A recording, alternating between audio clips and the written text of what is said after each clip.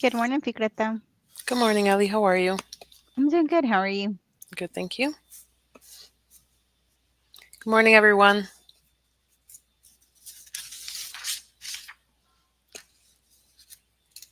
We have Elizabeth Royas, our accredited representative, and myself, Fikreta Edziovsky, your caseworker over at Dreamers Together. We will be answering any general AOS questions that you may have. If you have any DACA or AP related, please head on over to that group. Thank you.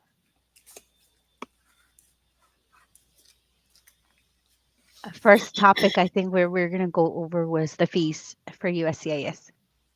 Yes. And these will become effective October 28th, correct? Mm-hmm. Yes, we are. Um, so they're going to have two forms. They're going to give you the option of the G1650 or the G1450.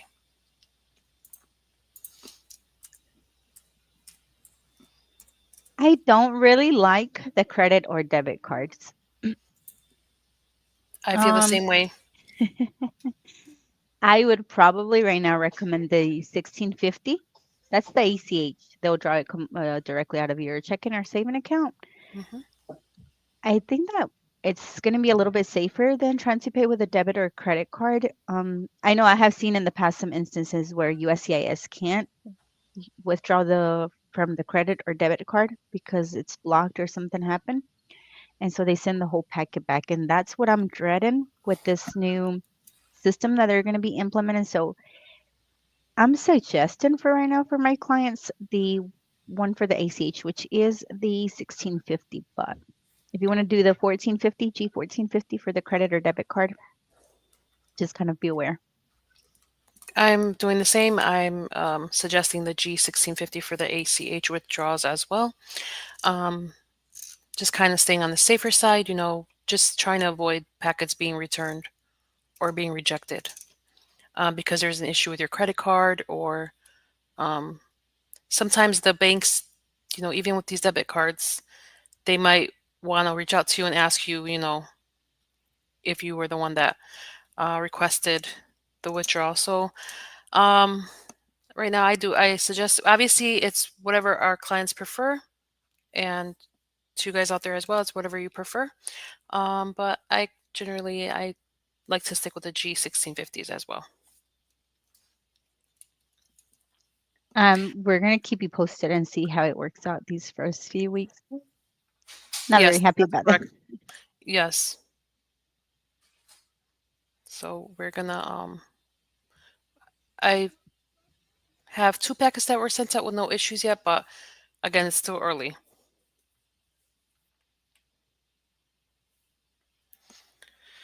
So come on, and if you guys have any questions, feel free to reach out to us from YouTube or Facebook.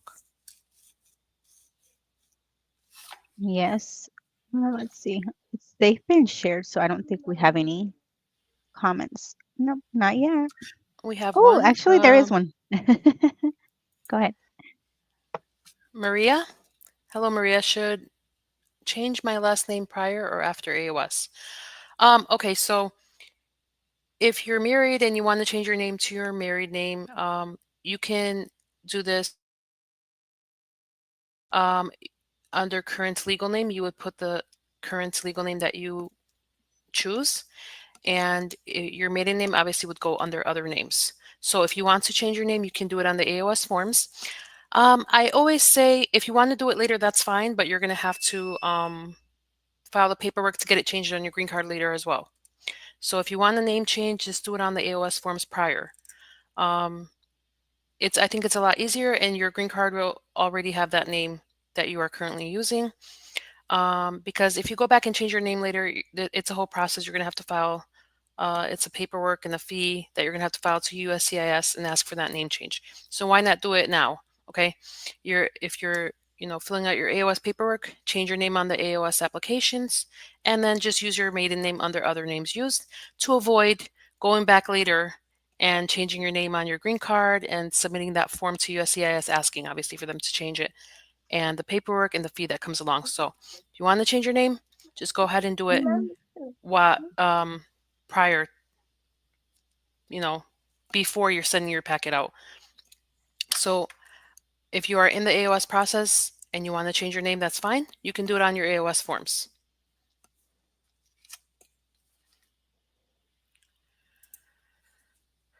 Hi, Alex. Can immigration take you back to your country having a voluntary removal on your record with AP? This is an AP related question, but we always recommend if you have, um, a voluntary removal or any type of removal, please, you know, contact an attorney. Right now with this administration, kind of proceed with caution. Yes. So for any type of removal, definitely reach out to an attorney, and we have our list here in the Facebook group as well.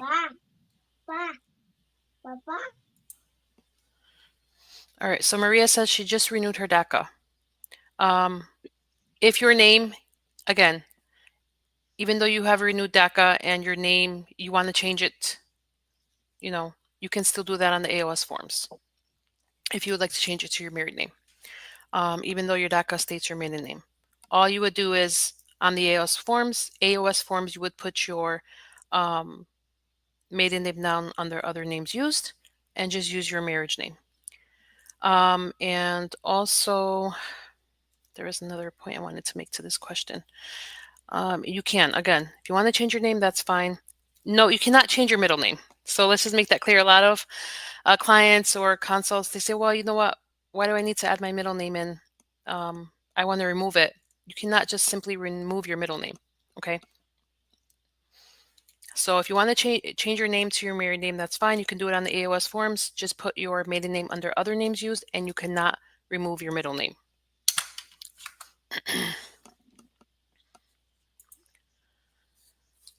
All right, Ellie, the 40 credits. Go right ahead. Maricruz Torres says, I don't have my 40 credits and my daughter switched jobs. How do I go about that with the pay stubs? Which ones do I submit? So because she just changed jobs with the current pay stub that she has, it's not going to show her year to date from her previous job. My recommendation is submit the last pay stub from the last employment so that you can show how much she's made for the year and attach the recent pay stubs as well to show that there was a change, but she's still going to be making enough for her household. If she doesn't make enough for her household, if you are employed, you have DACA or you have an EAD, you can combine incomes with her if she lives with you. Okay. Anything you want to add to that, Fikreta? No, Ellie, you basically summarized it pretty well, and you stated all the facts. So the important details with that as well. Um, if they live together, they can combine. If they don't, she just has to make sure that that amount is sufficient for her household and for the intending immigrant.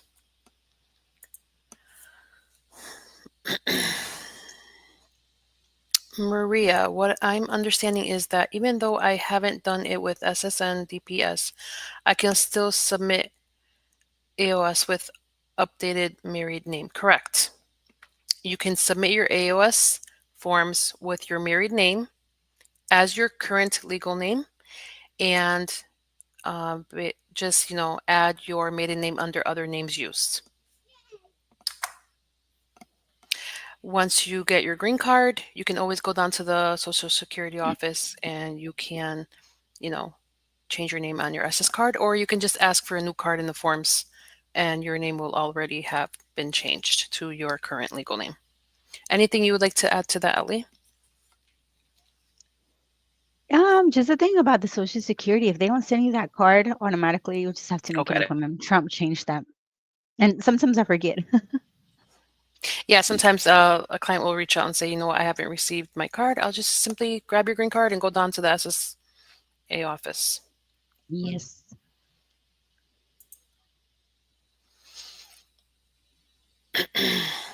Yes, Mary Cruz, as Ellie has stated, if she lives with you, you can combine.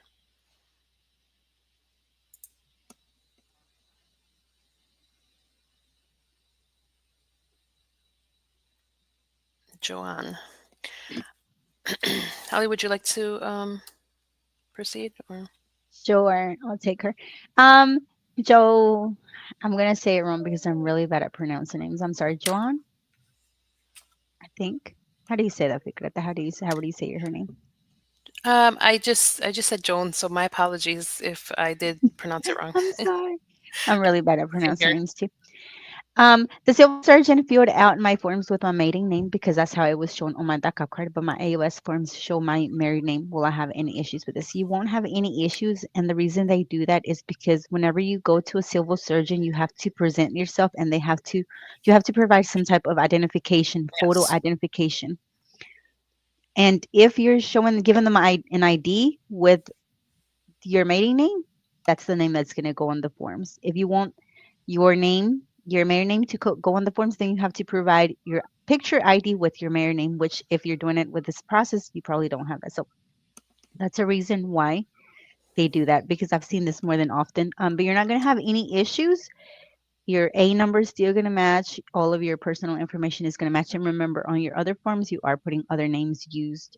So no issues there. But it's just something they have to do. They have to put the name that you shared that identification with.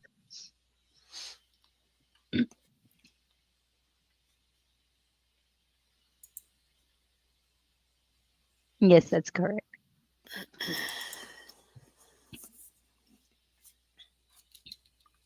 Um, Um, we get another question, Ellie.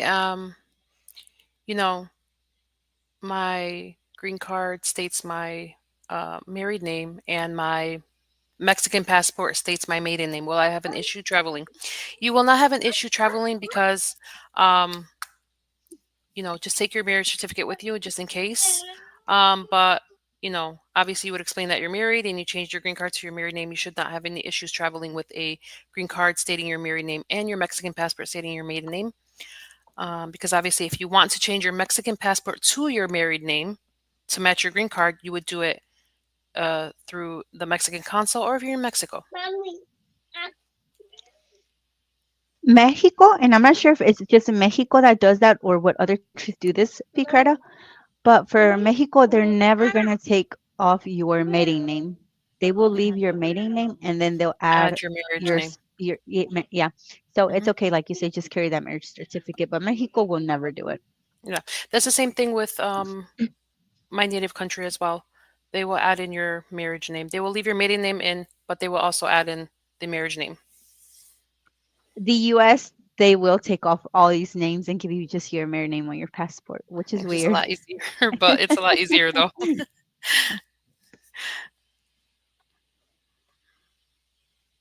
Okay, let's see.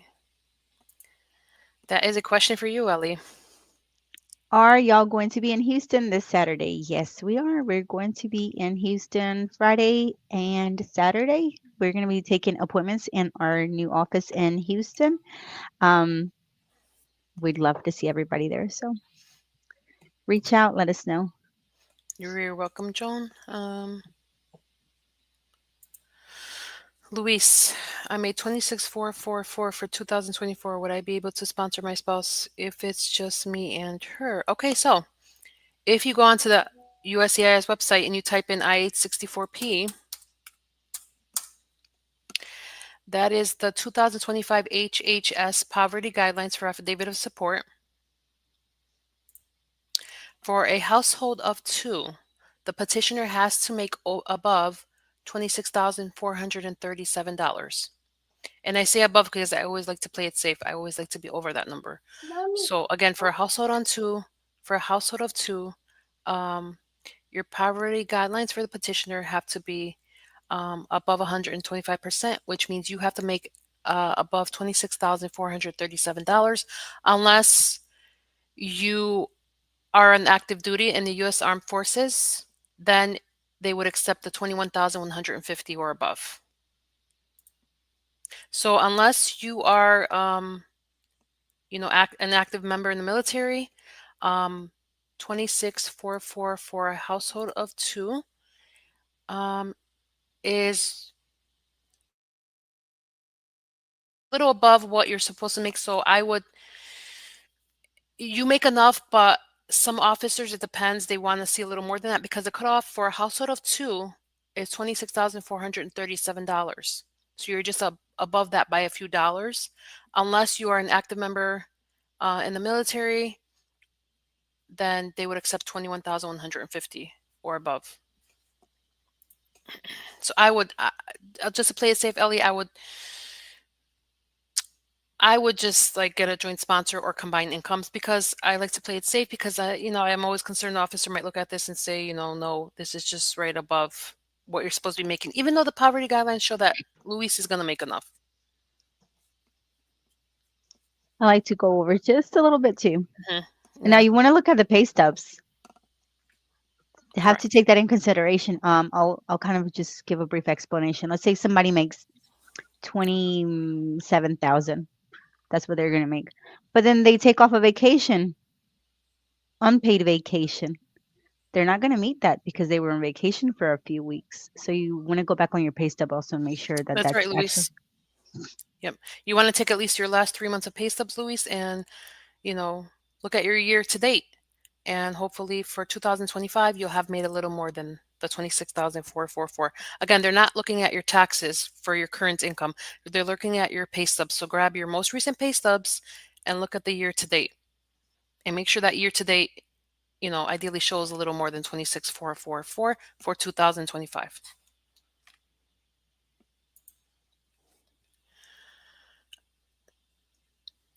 Tati, I hope I said your name correct.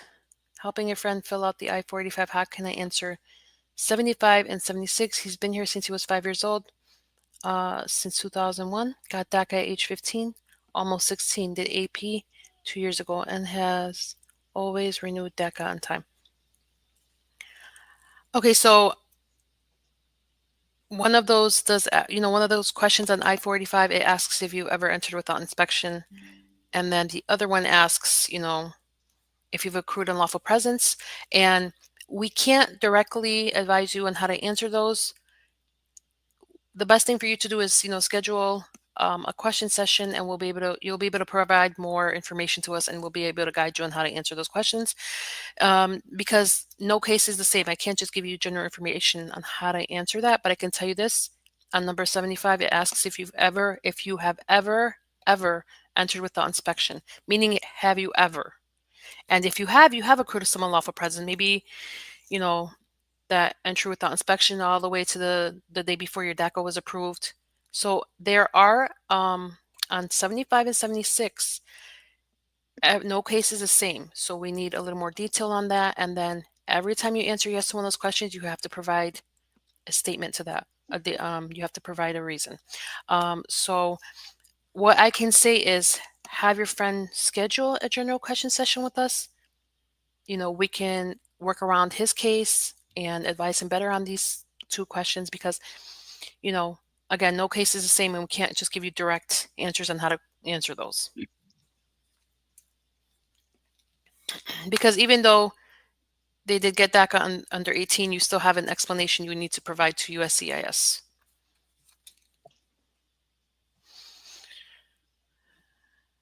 Okay. Vanessa. Yeah. Hi, V. Here. All right. You want to go to the next one, Ellie? She says, H Town, we are on our way. We sure are. On the way to Houston. Orlando says, what's going to happen in Texas? Are you referring to the DACA briefings? Last I knew, they were going to have briefings the end of this month and the beginning of next month. We were hoping to hear something back. I'm not sure if the dates have changed. Um, Stay tuned if that's what you're referring to.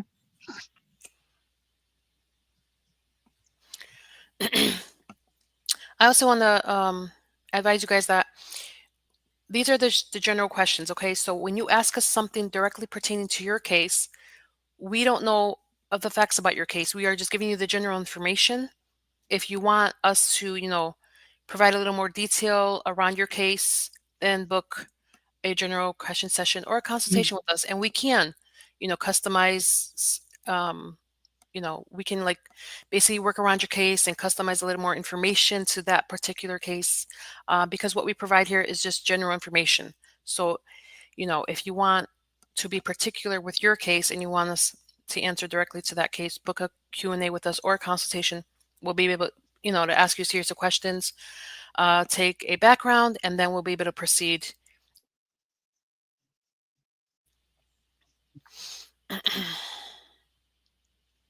We're right here. We Axel, both clicked on right? it. That's okay.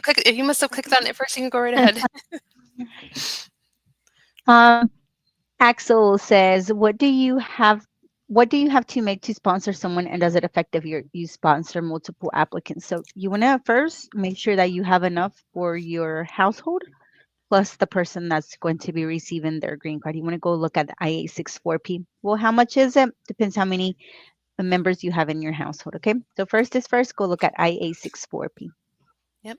And always remember, if you are sponsoring multiple people, you do not count them on the I-64 unless they get that green card. Hmm. Okay. All right. So Israel Karen. Hi, Israel. Using husband's income, he has his 40 credits. So when filling out the form I-64 on the tax return info part, we filed jointly. So on the totals is combine what we put on the parts that ask for 24, 23, and 22 sections information. We are a household of 5. He makes around 90,000 by himself. Okay. So she is asking about those boxes that ask about 24, 23, and 22. I always say this to all my clients, because they have that question. Well, what are we going to put in there? Because my petitioner makes this much, I make this much, but on our married filing joint taxes, we make this much. Don't complicate yourself, okay? Take your tax return transcript, just look at the total income line, take that number and put it in each box to each year. Don't sit there and think about, well, our taxes say $90,000, but he actually made 60 and I made, um, the rest. So how is USCIS going to distinguish that? They're going to distinguish that once you input the total income in those boxes from your tax return transcripts. The petitioner is going to supply his W-2s, and that's how USCIS would distinguish how much the petitioner actually made for each year. My only question here is, who is the petitioner and who's the beneficiary?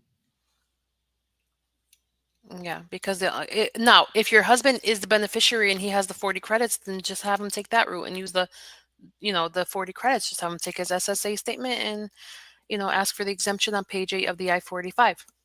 If you are the beneficiary and your husband is the petitioner, you would just follow the steps for the traditional I-64 that your petitioner is going to be filing for you. If your spouse doesn't make enough on his own, you can always combine. So you have a few options here.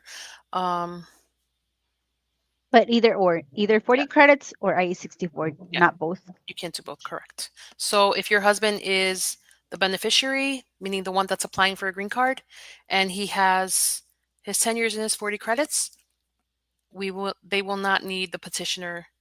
They won't need the petitioner's financial information. All your husband would do is take his SSA statement and include it in the packet and ask to be exempt on page 8. Okay. Now, if your husband is the petitioner and he has the 40 credits, it's irrelevant. Um, you can share, but it's such a big risk. It's not worth the RFE. So if your husband has the 40 credits and he's the petitioner and you are the beneficiary, if don't have the 10 years and the 40 credits, just have your petitioner file the traditional I-64. Oh, okay. So my husband is petitioning me. So in your case, it does not matter if your husband has the 10 years and the 40 credits. It's not worth sharing because I've seen so many RFEs because some officers, maybe they don't know or they won't accept it. So if you do not have the 10 years and the 40 credits, Karen, I'm assuming it's Karen, just have your spouse file the traditional I-64, okay? And when you are filling out the I-64, look at the tax return transcript total income line for those 3 boxes. Anything you would like to add to that, Ellie? Mhm. You can Luz go right says, Luz says, I just recently moved from Texas, to New York from Texas, to New York from Texas. My husband travels for work. We'll be going back to Texas for the winter. and we'll come back after we have our own place in New York and we stay with family in Texas. I have to renew my DACA ASAP. I don't confused on what I should do since I won't be in New York for the winter. Where do you live now? That's the address that you want to put in. Not where you're going to be in the future. That's Things right. change. You may not be there in the future. We don't Yep. know, right? So it's based on where you're at right now And where you're gonna live, that's the and where magic you live now. word because people are like, "Oh, well, I'm gonna spend 3 months working in Texas." Okay, but where are you planning on living? Where do you want to live? Hmm. You're very welcome, Toddy. Go right ahead, Ellie. What are all the forms needed to apply for adjustment of status based on military son? Um, there's a cover letter on the Facebook group Hmm. that will list all of the things that you guys need.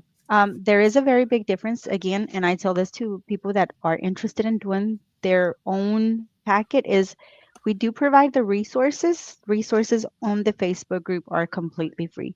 You can download the cover letter and it tells you what forms you need, what type of evidence you need. Please use those.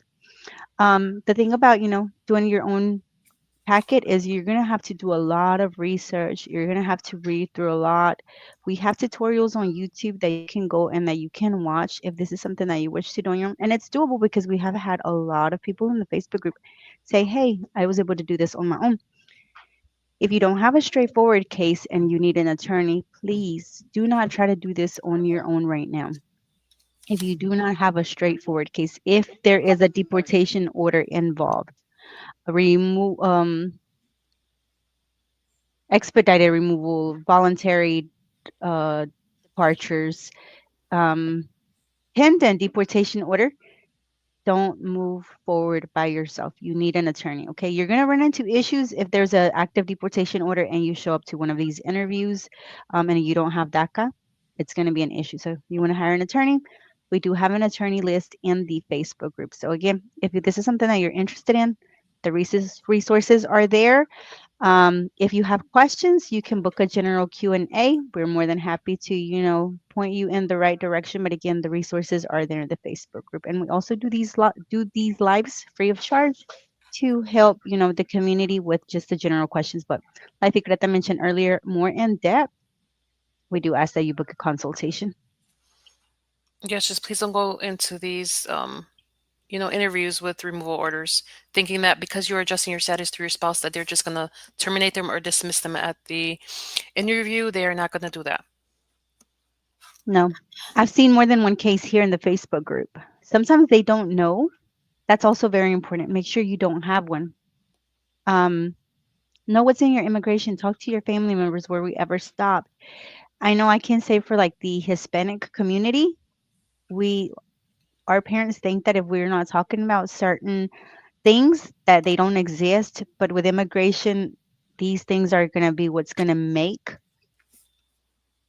or create a great outcome or what's gonna get you in trouble with immigration. And right now you don't want that. Correct. Correct. So talk to your family members. Correct. Ellie, 100% correct. Even if you go into this and you're like, oh my God, I have an interview coming up, but I forgot to disclose that I have an arrest.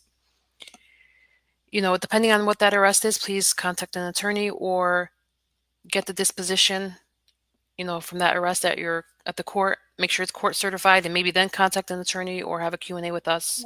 Just please don't go into these interviews with deportation orders or a criminal history that was not resolved. Okay, let's see.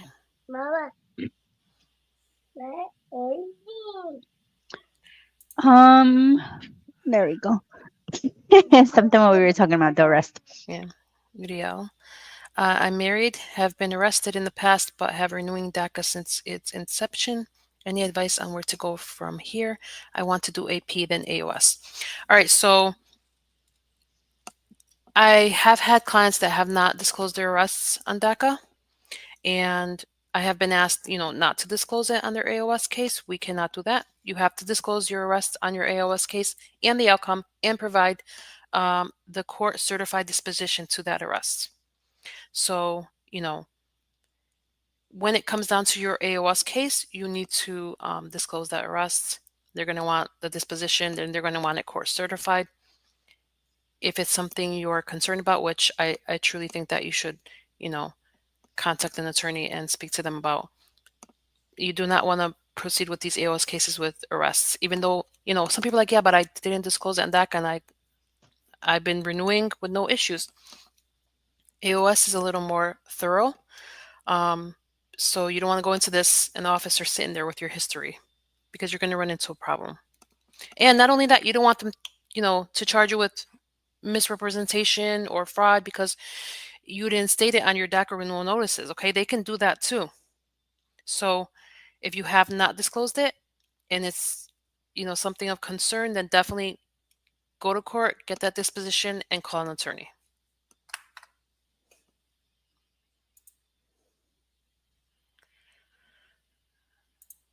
Israel, we just answered your question. When this live is done, you can go back and check the answers if you guys um, just missed us, maybe stepped out for a minute or so. Axel, this one? Um, I would say go back to the IA64P. Just make sure you go back and look at the IA64P. hmm You want to take this one? Rudy. Hello, Rudy. I'm waiting for my AP decision since February 7th. My lawyer advised me to do concert process via spouse, and once I get my AP to switch to AOS. Okay. So what it sounds like your lawyer is advising for you to maybe file the I-130. Um, if you are waiting for your AP decision, you know, you can do concert processing, but you can also do AOS, okay? You can get all your paperwork ready, and once you get that AP approval and you get your advanced parole completed by coming back in, and now you have that I-512L stamped or that I-94, you can just um, wrap your case up with that information. So if you want to do concert processing, that's up to you. But if I have a pending AP, okay, I'm going to wait to get that decision, go and come back and do my AOS here. Concert processing is taking such a long time. I mean, I have a family member that has an I-130 pending for over a year now. But we don't have any other choice. But if you have a choice to do AOS, you take it. Okay. Wait for that AP. Wait for it to get approved. Go and come back. Okay. If you want more information on this, have a general question session with us, and we'll be able to, guide you further. But if you have an AP pending and that AP gets approved and you get your advanced parole completed, why not do your AOS here? It's going to be a lot shorter than doing concert processing.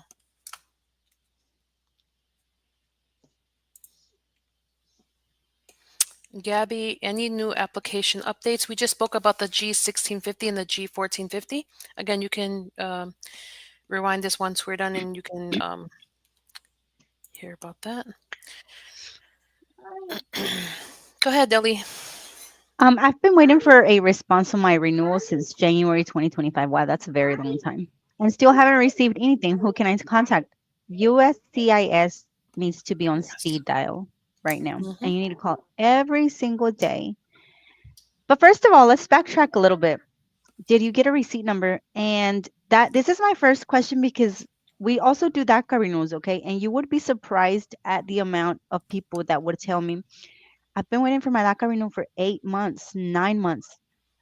My attorney sent it and I haven't gotten a response. Well, my first question is, do you have a receipt number? No, my attorney never gives me a receipt number. I trust them blindly because they've been doing this for years. Well, how do we know if the USCIS has a case with your name on it? I trust my attorney.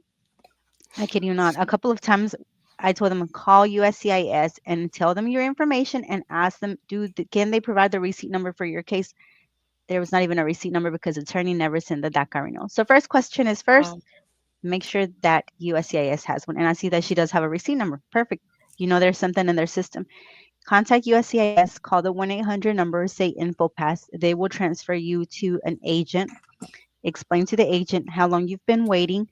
If you are employed, get a letter from your HR, or if you're on a leave of absence, get a letter from your HR. Submit it as unsolicited evidence.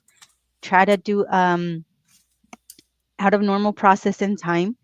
Um, Try to contact your congressperson if you're in a state where they'll help you. If they're immigrant friendly, they may be able to assist you with congressional help. You will call the representative, they'll get your information, and they'll submit an inquiry on your behalf to USCIS. And sometimes that helps. But 10 months, that's a long time to be waiting for. I'm going to say that the longest I have had a DACA renewal take was 9 months. I've never seen anything over 9 months. Actually, I have. I've seen cases that expired and it was like a year and then they got approved. Probably seen two cases, not my cases, some that I've seen here on the Facebook group. But you want to go ahead and start calling every single day to the Yes. point they're tired of hearing you. Tell them you've lost your job, you have children. If you have children, you have children. You have to pay rent. You have all these things you have to pay for. Okay. And I'm sorry, but she's right now it is taking a long time. But 10 months is definitely out of the norm. And we have seen success with that too. Okay, so call them. You know, oh, it's gonna take me all day. Let it take you all day. Put that phone on speaker. Chat with Emma in the USCIS website. She'll connect you to an officer as well. But definitely give them a bother every day, okay? Again, we have seen successful stories where people have reached out to them and they have helped. It depends on, the officer you're going to get or whoever picks up your phone call that day and decides whether they want to help you or not, or if they're, as Ellie says, immigrant friendly.